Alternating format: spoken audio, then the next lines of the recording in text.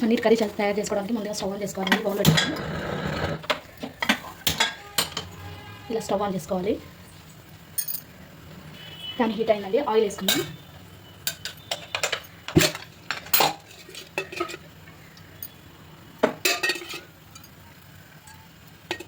2 spoons oil వేసుకున్నానండి. Oil heat అయిన తర్వాత ఆనియన్స్ వేసుకోవాలండి.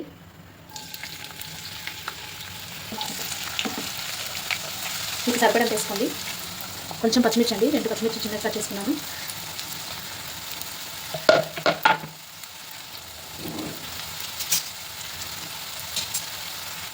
మంచిగా మిక్స్ చేసుకోవాలండి.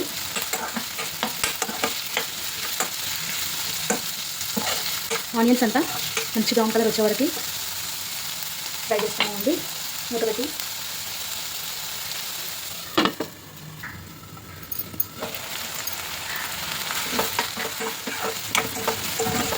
ఇలా మధ్య మధ్యలో కలుపుకుంటూ మంచి కలర్ వచ్చే వరకు ఫ్రై చేసుకోవాలండి. ఇక్కడ ఆనియన్స్ ఫ్రై అయ్యేలోపు పన్నీర్ కట్ చేసి పెట్టుకుంటానండి. చిన్న చిన్న క్యూబ్స్గా కట్ చేసుకోవాలండి.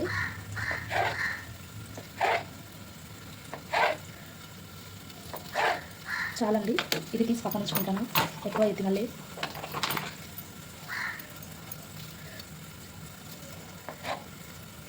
చూడండి, ఈ సైజు వచ్చేటప్పుడు తీసుకుంటున్నానండి.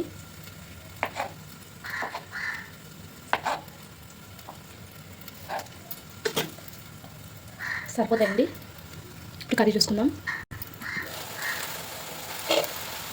మళ్ళీ ఒకసారి కలుపుకున్నామండి.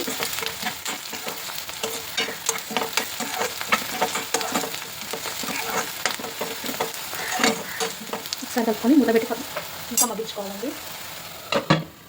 2 పెద్ద సైజు టమాటాలు తీసుకొని ముక్కలు కట్ చేసుకొని వేసుకోవాలండి. మిక్సీలో కొద్దిగా జీడిపప్పు పలుకులు వేసుకోవాలి.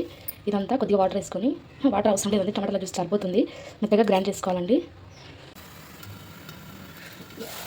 మగ్గిపోయినట్టుందండి, ఫ్రై అయ్యండి. ఇప్పుడు కొద్దిగా అల్లం పేస్ట్ వేసుకున్నాం. మంచి ఇలా కలర్ వచ్చిన తర్వాత కొద్దిగా అల్లం వేసి ఫ్రై చేసుకోవాలండి. పచ్చివాసన పోయే వరకు ఫ్రై చేసుకోవాలి. ఆనియన్స్, అల్లం పేస్ట్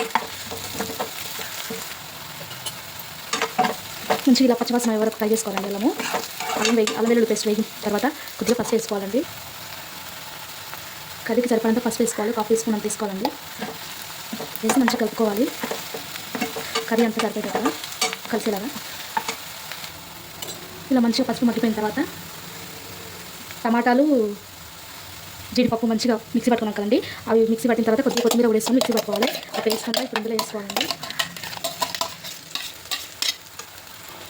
ఈ మిక్సీ జార్లో కొన్ని వాటర్ పట్టుకొని తొలిపి పోసుకోవాలండి. ఆ మగ్గిన తర్వాత మంచిగా ఇదంతా కలుపుకోవాలండి. టమాటా పేస్ట్ ఇదంతా పచ్చివాసన పోయేటట్టుగా ఫ్రై చేసుకోవాలండి. ఈ పేస్ట్ అంతా సిమ్లో పెట్టి మూత పెట్టి 2 నిమిషాలు 3 నిమిషాలు మంచిగా మగ్గించుకోవాలండి.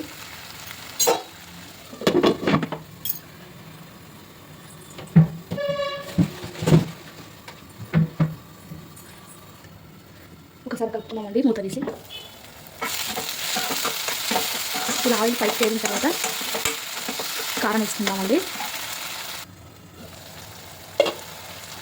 సరిపడేంత కారం వేసుకున్నామండి.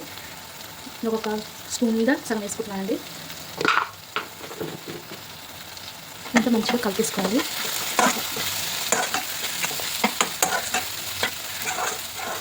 ఈ కారం కొంచెం ఫ్రై అయిన తర్వాత సరిపడంత గ్రేవీ వేసుకోవాలండి. గ్రేవీకి సరిపడంత వాటర్ వేసుకోవాలి. మూత పెట్టి ఫ్రై చేసుకోవాలి ఒక 5 నిమిషాలు.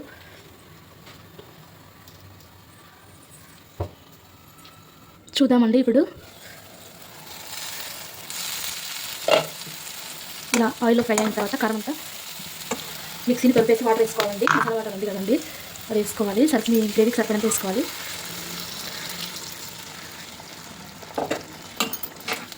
ఫ్లేమ్ అడ్జస్ట్ చేసుకుంటా పెద్దగా చిన్నగా ఎక్కువ తక్కువ కలుపుకోవాలండి.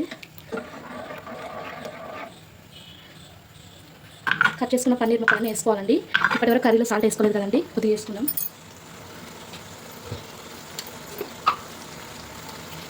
సరిపడంత సాల్ట్ వేసుకుందామండి. కొంచెం సరిపోతుందండి. చెక్ చేసుకొని మళ్ళీ వేసుకుందామండి.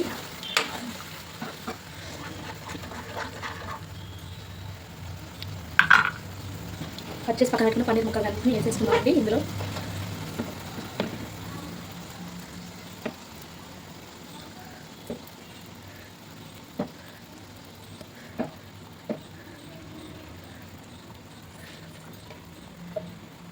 ముక్కలన్నీ వేసిన తర్వాత ఒకసారి మంచిగా కలిపేసుకోవాలండి. కొద్దిగా తిక్కుగా ఉందండి, కొద్దిగా వాటర్ వేసుకుంటాను నేను, కొంచెం వేసుకుంటానండి, సరిపోతుందండి. సాల్ట్ చెక్ చేసుకున్నామండి, ఉప్పు కారం అంతా సరిపోయిందండి. ఇది కొంచెం మరగడం స్టార్ట్ అయిన తర్వాత ధనియాల పొడి గరం మసాలా వేసుకుంటే సరిపోతుందండి. మూత పెట్టి మగ్గించుకున్నామండి. కసూరి మేతి అండి క్రష్ చేసి వేసుకోవాలి. కొద్దిగా గరం మసాలా వేసుకోవాలండి. యాలకులు, లవంగాలు, చెక్క ఇవన్నీ దంచేసి వేసుకోవాలండి. ఒక 1/2 టేబుల్ స్పూన్ వరకు ధనియా పొడి. ఇలా పౌడర్ వేసుకున్న తర్వాత మసాలా ఒకసారి కలుపుకోవాలండి నీట్గా. మరొక 3 నిమిషాలు ఉంచేసి స్టవ్ ఆఫ్ చేసుకోవాలండి. కర్రీ రెడీ అయిపోతుంది. మూత పెట్టి మరొక 5 నిమిషాలు మగ్గించుకున్నామండి. ఫైనల్గా కొద్దిగా కసూరి మేతి వేసుకొని స్టవ్ ఆఫ్ చేసుకోవాలండి. క్రష్ చేసుకుంటూ వేసుకోవాలండి. ఈ పన్నీర్ మసాలా కర్రీ చపాతీలోకైనా, రోటీలోకైనా, బగారాన్నంలోకైనా చాలా బాగుంటుందండి. నచ్చితే మీరు ట్రై చేయండి. ప్లీజ్ సబ్స్క్రైబ్ మై ఛానల్ అండి. నా వీడియో మీకు నచ్చినట్టయితే కొంతమందికి షేర్ చేయండి, దానివల్ల నాకు యూజ్ అవుతుందండి. బాయ్ అండి. ఇంతే అండి కర్రీ.